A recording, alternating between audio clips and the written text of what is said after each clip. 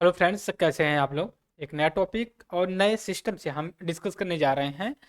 देखिए, हम एक ऐसी सीरीज चलाने जा रहे हैं जिसमें आपको एक ही सीरीज में लगभग इकोनॉमी, पॉलिटी, इकोलॉजी, इन्वायरमेंट, मतलब ये है कि लॉ से रिलेटेड जितने भी डायमेंशन होते हैं वो सभी चीज़ें आपको कवर अप करने को मिल जाएगी। जब हम प्रिपरेशन करते हैं सिविल सर्विसेज एग्जामिनेशन का, तो हमें सबसे पहले ये सजेशन दिया जाता है कि आपके पास जो सोर्स ऑफ इंफॉर्मेशन या मैटर का होना चाहिए, बहुत ही ऑथेंटिक होना चाहिए। राइट। जब ऑथेंटिक चीज़ें होंगी और कंपाइल होंगी, अगर आप उसको लिखेंगे तो एग्जामिनर आपके मार्क्स नहीं काट सकता।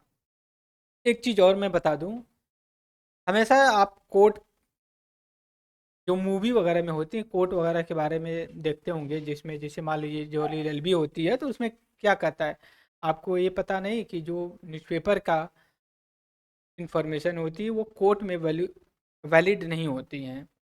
तो अगर आप मान लीजिए कि द हिंदू, इंडियन एक्सप्रेस से कुछ डाटा या फिर इस तरह की इंफॉर्मेशन ला करके आप अपने एग्जाम में लिखते हैं, तो वो उतनी वैलिड नहीं होगी जितना आप गवर्नमेंट ऑफ इंडिया के सोर्स से आप डिस्कस करते हैं। जैसे हम कहते हैं इकोनॉमिक सर्वे होना चाहिए, इकोनॉमिक सर्वे का जो हमें डाटा मिलता है वो हम अपने एग्जाम्स में अगर मेंशन करें तो किसी की मजाल नहीं है कि आपके मार्क्स काटें। मैं इसकी पॉइंट ऑफ व्यू से बात कर रहा हूँ अभी। हालांकि जो लेक्चर होगा ये आपका प्रीलिम्स, मेंस प्लस इंटरव्यू तीनों सेक्शन के लिए यूजफुल होगा। जनरली सीएस सेंटर दिल्ली पे जो भी चीज़ें डिस्कस की जाती हैं वो जो सोर्स होता है उसका बहुत ही ऑथेंटिक, स्पेशली गवर्नमेंट के सोर्स से, रिसोर्स से आपको पढ़ाया जाता है। ऐसा नहीं कि किसी कोचिंग इंस्टीट्यूट का मैगजीन लेकर के हम कॉपी कर देते हैं आपको। बहुत से लोग हमें कंप्लेन करते हैं कि सर आप बहुत ही इधर उधर की भी चीज़ें ला करके टॉपिक में कनेक्ट करने की कोशिश करते हैं। बहुत से ऐसे भी लोग कहते हैं कि फला टीचर बड़ा अच्छा पढ़ाता है और सटीक पढ़ाता है। बिल्कुल सटीक पढ़ाना चाहिए, अच्छा पढ़ाना चाहिए। लेकिन अगर आपसे जो सवाल पूछे जाते हैं तो आपके बड़े डायनामिक आंसर की वो एक्सपेक्टेशन रखते हैं। ऐसा नहीं है कि वो आपसे बस एक लाइन में ही पूछ लेते। एग्जाम्पल मैं बात कर रहा हूँ, सपोज करिए आपसे कोई इकोनॉमिक पढ़ा रहा है, आपसे एग्रीकल्चर पढ़ा करके चला गया, इंडियन इकोनॉमिक पढ़ा करके चला गया और इंटरनेशनल ऑर्गेनाइजेशन पढ़ा दिए। तीन टीचर तीन सेक्शन पढ़ाएं, चले गए। लेकिन जब यूपीएससी क्वेश्चंस करती है तो वो अलग तरीके से बात करेगी। एग्जाम्पल के लिए वो कहेगी कि वास्तव में जो डब्ल्यूटीओ में इशू चल रहा है, इंडिया उसमें किस तरह से अपने आप को स्टैंड पाता है, मतलब कहाँ पे पाता है, उसमें आपको अपना ओपिनियन देना है। और ये नहीं कि जो एग्रीकल्चर का टीचर पढ़ा है उसको लिख दीजिए पैराग्राफ में, इकोनॉमिक वाले का पैराग्राफ में, तीसरे पैराग्राफ में आईआर वाले ने जो पढ़ाया उसको लिख दीजिए। जब तक आप सभी चीज़ों को कोरिलेट करके नहीं पढ़े हैं तब तक उसको, क्वेश्चंस को हैंडल कर पाना बड़ा ही मुश्किल है। 20 क्वेश्चंस अगर होते हैं तो उसमें से 5 से 5 to 7 क्वेश्चंस ऐसे होते हैं कि वो आपके रैंक्स और मार्क्स, अदर जो 10-12 क्वेश्चंस होते हैं उस पर भी इम्पैक्ट अपने आप को डालते हैं। अगर सपोज करिए आपसे डब्ल्यूटीओ की जो अभी मिनिस्ट्रियल कॉन्फ्रेंस हुई है उसके कॉन्टेक्स्ट में पूछ ले, तो अगर आप उसके कंस्ट्रक्टिव आंसर दे दिए तो बेटर होगा। नहीं तो आपके और भी क्वालिटी की जो क्वेश्चंस होते हैं उन पे कहीं ना कहीं इनडायरेक्टली इम्पेक्ट करेगा। क्योंकि अगर आपका इसका अच्छा क्वेश्चंस का आंसर चला गया तो वो आपको इन्फ्लुएंस पिछले वाले भी क्वेश्चंस पे करेगा। क्योंकि इतना डायनामिक जब क्वेश्चंस को ये लड़का लिख सकता है तो जो स्ट्रेट फॉरवर्ड क्वेश्चंस होते हैं उसको तो लिखा ही होगा। लिखते लोग वही हैं, बस जिसके कंटेंट और डायमेंशन ज़्यादा हो जाते हैं वो ज़्यादा मार्क्स कर जाते हैं। आज यहाँ पे जो मैं बात करने वाला हूँ, P R S legislative research एक ऑर्गेनाइजेशन है। ये आपका लेजिस्लेशन से रिलेटेड जो है कि जैसे एक्ट होता है, एक्ट आया तो उसका रिव्यू, उसके बारे में ब्रीफ में डिस्कस कर देगा। कोई कमेटी बैठी हुई तो उसकी रिपोर्ट आई तो उसको, जैसे रामनाथ कोविंद की रिपोर्ट आई तो आपको ये बहुत बड़ा 400-500 पेज का है, लेकिन 4 से 5 पेज में ये ब्रीफ में आपको एक ओवरऑल व्यू दे देगा, जिससे आप अपनी एग्जाम्स की रिक्वायरमेंट पूरा कर लें। जो मैं पीआरएस लेजिस्लेटिव रिसर्च का सीरीज चला रहा हूँ, इसमें मैं मंथली, हर मंथ का लेक्चर रिकॉर्ड करूँगा उसमें। जैसे मैं एक मंथ में ज़्यादा लेक्चर्स हो सकते हैं, 5 हो सकता है, 8 या 10 भी हो सकते हैं एक मंथ में। क्योंकि ये अप्रॉक्सीमेटली अगर मैं बात करूँ यहाँ पे आपकी, तो ये जनरली आप देखेंगे 21-22 पेज की होती है। और अगर मैं दो टॉपिक, एक टॉपिक एक दिन में लेके चलता हूँ, कुछ इररिलेवेंट टॉपिक होती है उसको नहीं करता हूँ, तब भी आपसे 8 से 6 क्लास जो कि होंगी एक महीने की। तो मैं इसमें आज जो मैं डिस्कस करने वाला हूँ पीआरएस का लेकर के, ठीक है, पीआरएस का होता है मंथली पॉलिसी रिव्यू। इसमें एक एनुअल भी आता है, बट हम मंथली अभी स्टार्ट कर रहे हैं। अभी फरवरी का चल रहा है, तो अगर टाइम मिलेगा तो मैं जनवरी का भी कर लूँगा। फिर उसके बाद मार्च का आने वाला है तो मार्च का भी कर लेंगे, मतलब हम कंप्लीट कर लेंगे अपना। तो यहाँ पे मैं आज जो बात करूँगा कि जब से 1 फरवरी को बजट सबमिट किया जाता है, तो जो इस साल था 17 लोकसभा का जो लास्ट बजट था, उसको आज ये इंटरिम बजट के रूप में सबमिट किया गया। तो हमें ये पता होना चाहिए कि meaning of the interim budget, vote on accounts, क्या दोनों एक होते हैं या फिर अलग होते हैं? तो मैं यहीं पे बता दूं, इंटरिम यूनियन बजट और वोट ऑन अकाउंट दोनों एक ही होते हैं, और इसको हाफ बजट या 4 मंथ का बजट बोलते हैं।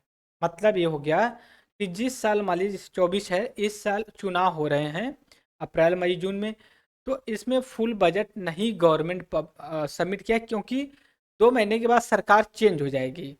तो इलेक्शन होगा तो मान लीजिए कोई सरकार फुल फ्लैग बजट अगर सबमिट कर देगी, तो जब दूसरी सरकार आएगी 2-4 महीने, तो उसके लिए डिफिकल्टी हो जाएगी ना फिर। तो इसलिए बात किया जाता है कि जो अभी 3-4 महीने का खर्च है, उसको इंटरिम बजट या वोट ऑन अकाउंट के थ्रू हम खर्चा पार्लियामेंट से अप्रूवल करा के ले ले। तो पता होना चाहिए गवर्नमेंट जो खर्च करती है उसके लिए पार्लियामेंट से अप्रूवल लेना पड़ता है, सहमति वहाँ से ऑर्डर किया जाता है, तब जाकर के consolidation fund of India, contingency funds of India से जो कि बजट निकाल करके आप खर्च कर सकते हो। तो आज यहाँ पे मैं जो बात करूँगा कि जो 17 लोकसभा की लास्ट बजट या फिर इंटरिम बजट जो पब्लिश किया गया, उसके बारे में कितना गवर्नमेंट कहाँ पे खर्चा, क्या क्या टारगेट रखे। एग्जाम्पल मैं बताऊँ कि ईपीएफओ का एग्जाम हुआ था एक बार लास्ट टाइम, तो उसमें पूछा गया था कि गवर्नमेंट ऑफ इंडिया का जो बजट आया है यूनियन बजट में, इकोनॉमिक ग्रोथ का क्या टारगेट प्रिडिक्ट किया गया था। तो 11 पॉइंट समथिंग परसेंट जो कि प्रिडिक्ट किया गया था। तो ये बजट के बारे में पूछ रहा, और ये नहीं कह रहा है कि किसी मैगजीन में कितना प्रिडिक्ट किया गया था। और जो न्यूज़पेपर होते हैं उसमें जो एडिटोरियल आती है, वो एडिटोरियल जो लिखता है व्यक्ति, उसका अपना पर्सनल ओपिनियन होता है। आप अगर न्यूज़पेपर पढ़ते होंगे तो नीचे दिया गया होता है कि ये व्यक्ति जो आर्टिकल लिख रहा है तो वो क्या है, नाम क्या है और कहाँ पे काम करता है, और नीचे लिख दिया जाता है पर्सनल ओपिनियन। पर्सनल ओपिनियन का मतलब जो व्यक्ति लिख रहा है उसका है, न कि हिंदू का है, ठीक है, या इंडियन एक्सप्रेस का, ऐसा नहीं है। जैसे आज भी एक Narendra Modi prime minister of India का भी एक आर्टिकल आया हुआ है, ठीक है। यहाँ पे आज हम बात करेंगे, पहला हमारा जो लेक्चर होगा यहाँ पे इसको एक कॉन्टेक्स्ट में हम बात करेंगे, ठीक है। तो सबसे पहले मैं यहाँ पे देख लेता हूँ कि क्या है कैसे, ठीक है। अब यहाँ पे हम डिस्कस करेंगे, डिस्कस क्या करेंगे, पार्लियामेंट में पहला हमारा टॉपिक आज का यही होगा, 17th लोकसभा कंक्लूड्स।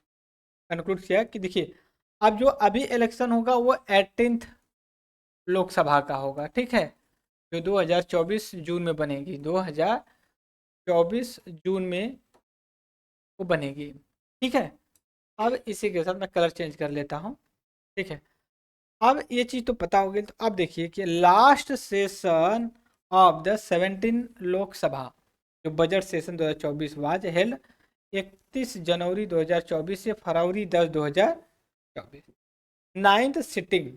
मैं ये नहीं बता रहा हूँ कि कितनी सिटिंग है, ये नहीं बताने की कोशिश कर रहा हूँ, ठीक है। दूसरी बात है, ड्यूरिंग ड्यूरिंग द टर्म 70, जब ये लोकसभा का सेशन चल रहा था तो कम से कम 221 बिल पास किया गया, ठीक है। 221 बिल, 221 बिल जो कि पास किया गया, उनमें से, ठीक है, 42 were the approving the budget. उसमें से 42 ऐसी बिल थी जो पार्लियामेंट का रिलेटेड था, किससे, बजट से रिलेटेड था। कुछ जो इम्पोर्टेंस बिल होती हैं उनके बारे में देखते हैं कौन कौन सी इम्पोर्टेंस बिल पास की गई। जैसे women reservation bill 2023, Jammu and Kashmir reorganisation bill 2019, labour code and the digital personal data protection bill 2023, three bill replacing IPC CrPC and the Indian evidence act, ठीक है, को किया गया। 17 लोकसभा की इंपॉर्टेंस की बात कर रहा हूँ 5 साल की जो हुई टोटल। उसके बाद at the end of the 17 Lok Sabha, 4 bill be lapse, 20 would be remind pending in the Rajya Sabha. तो देखिए कुछ ऐसी बिल होती है जब लोकसभा डिजोल्व हो जाती है तो ऑटोमेटिक जो क्या होती है, लैप्स हो जाती है। हम कभी बात करेंगे कौन सा बिल लोकसभा के डिजोल्व हो जाने से लैप्स हो जाती है। फिर on the detail of the functioning, यहाँ पे मैं बात कर लेता हूँ, कह रहा है कि और the detail of functioning parliament during 17 Lok Sabha प्रीजियर, अगर देखना तो उसके लिए। अब हम जो इंटरिम बजट पब्लिश किया गया उसमें क्या क्या गवर्नमेंट टारगेट रखी है, जैसे सरकार कितनी 2023-24-25 में कितना खर्च करेगी, एक्सपेंडिचर, और कितना प्राप्ति होगी, जीडीपी ग्रोथ क्या रहेगी, डेफिसिट क्या होगी, इन सभी चीज़ों को पॉइंट ऑफ व्यू से हम डिस्कस करेंगे।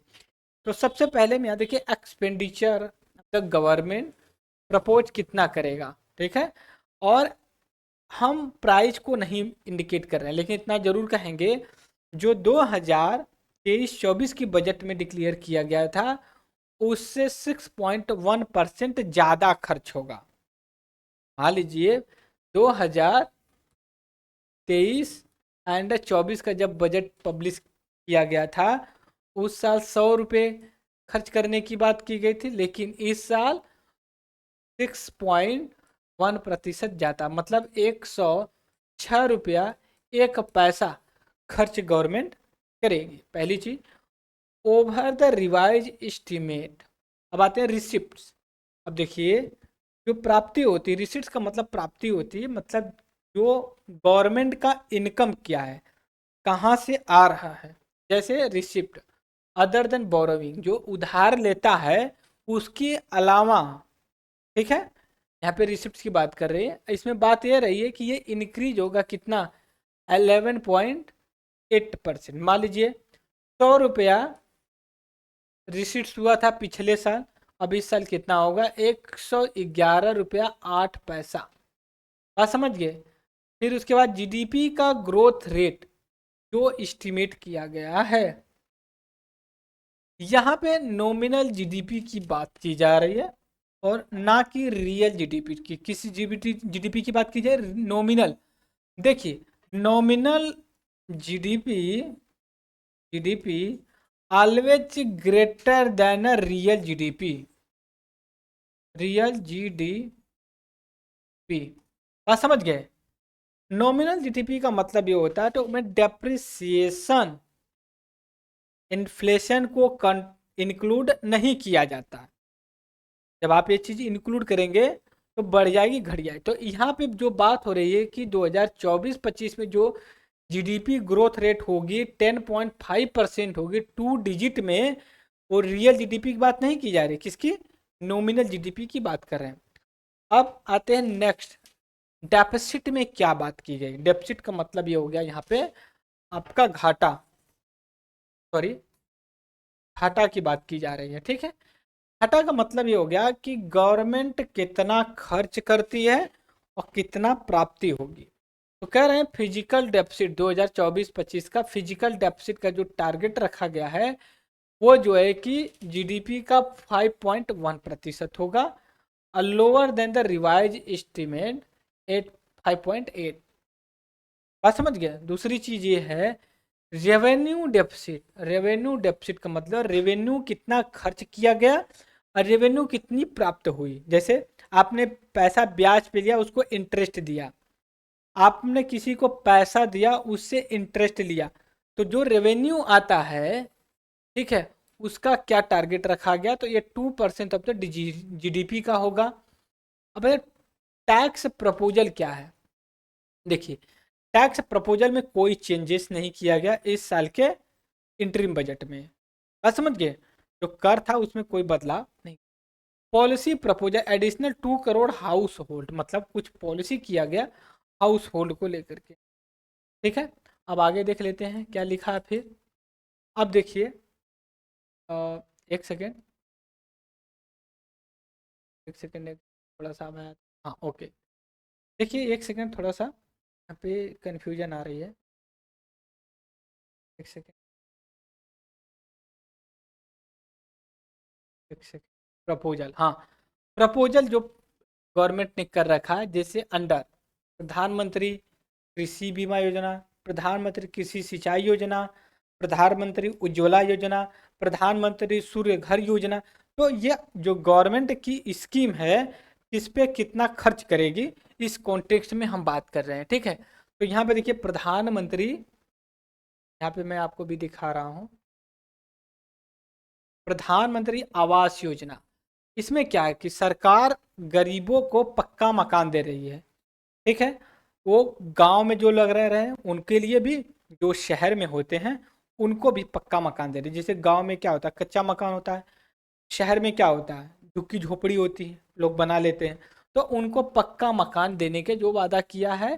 फिर also roof top solarisation of the 1 crore house, जिसको मैंने लेक्चर बना रखा है, प्रधानमंत्री सूर्य सूर्य घर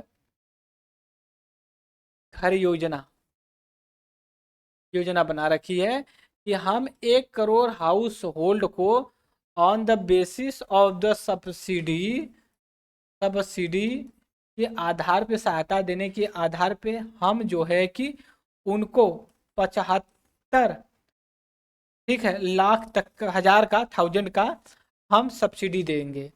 और एक घर में जब हम लगाएंगे तो 300 यूनिट सोलार एनर्जी जो है कि एक दिन में प्रोड्यूस होगी।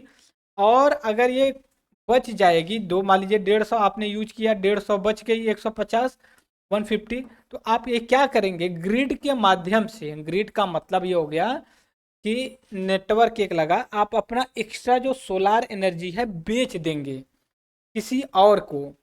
जैसे आपको खाने के लिए अनाज हो गया 10 किलो, तो आप क्या करेंगे, तो 5 किलो का खर्चा, तो 5 किलो बेच देंगे ना, किसान यही तो करता है। तो ऐसे ही 1.150 अगर यूनिट आपने यूज करने के लिए सफिशियंट है, बचा हुआ जो कि आप किसी और को बेच देंगे। आम गुटलियों के दाम वाला भी बात आ जाएगी। तो यहाँ पे ये चीज है, solar roof top solarisation of the 1 crore house hold will be take place, ठीक है। उसके बाद private entity will provided long term loan at, देखिए प्राइवेट लोग जो हैं उनको जीरो इंटरेस्ट रेट पे या बहुत मिनिमम इंटरेस्ट रेट पे लोन दिया जाएगा व्यापार करने, will provide through the corpus setup by the government of the 1 lakh crore रुपए। अब देखिए, अब आगे आते हैं, क्या अब हम टारगेट रखे हैं, ठीक है। अब टारगेट क्या रखा गया है कि हमारा टोटल एक्सपेंडिचर जो होगा, ठीक है, टोटल एक्सपेंडिचर 2022-23, 23-24, 24-25, तो अब देखेंगे 41 से शुरू हुआ, 44 है, 47 है। मतलब क्या है, एक कंसिस्टेंसली बढ़ता गया है, ठीक है। ऐसे टोटल एक्सपेंडिचर, टोटल रिसीट्स की बात करें, रिसीट मतलब प्राप्ति, एक्सक्लूडिंग बोरोइंग, उधार लेते हुए, 24, 27, 30 ये भी बढ़ रहा है। रेवेन्यू डेफिसिट हमारा जो है, ठीक है, जो कि देखिए 10 इतना रहा, तो मतलब क्या है, घट रहा है। मतलब ये रेवेन्यू डेफिसिट घट रहा है कि मतलब ये हो गया कि आपने रेवेन्यू पे 5 रुपये खर्च करते थे, अब जो है कि 2 रुपये करने लगे, तो घट रहा है ना आपका। तो इससे क्या, ये प्लस पॉइंट्स में चला। फिर उसके बाद percentage of the GDP. Physical deficit का मतलब गवर्नमेंट का कितना खर्च हो रहा है, कितनी प्राप्ति आ रही है, उनके बीच का जो अंतर होता है उसी को कहते हैं। ठीक है, तो देखिए ये ज़्यादा तो चेंज नहीं हुआ, लेकिन फिर भी ये ठीक ठाक चेंज होता है। 2.8% जो कि कम हो रहा है। बात समझ गए। तो ये हमने इंटरिम बजट जो 2024-25 का था, इसकी कॉन्टेक्स्ट में बात किया। अगला जो हमारा लेक्चर होगा दोस्तों, अगला जो हमारा मैक्रो इकोनॉमिक डेवलपमेंट के कॉन्टेक्स्ट में हम बात करेंगे कि GDP grow 8.4% the third quarter. ऐसा कुछ करके हम आगे अपने डिस्कशन को ले चलेंगे। टाइटल होगा माइक्रो इकोनॉमिक डेवलपमेंट लेकर के, राइट।